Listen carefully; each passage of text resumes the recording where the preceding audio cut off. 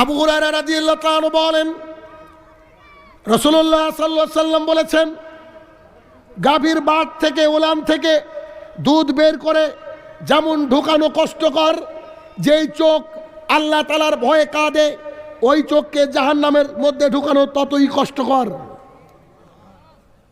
আপনি খেয়াল করে কি দেখেন না, গত বছর বোধহয় চট্টগ্রামে আগুন লেগে গিয়েছিল।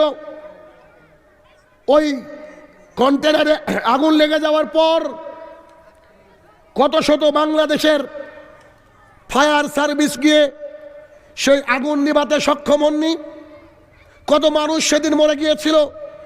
দুনিয়ার সামান্যতম আগুন নাকি নিভাতে পারে না। পৃথিবীর এত উন্নত কলকবজা, এত উন্নত মেশিন, তবুও নিভাতে পারে না।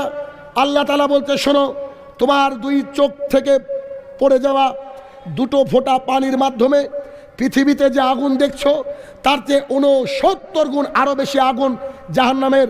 ওই আগুনকে আমি আল্লাহ তাআলা আমার ভয়ে চোখ থেকে পড়া 2 ফোঁটা পানির মাধ্যমে আমি জাহান্নামের আগুনকে একদম বিলীন করে দেব। তাহলে বুঝেন আপনার আমার কি করে ইসলামটাকে মেনে নেওয়া উচিত।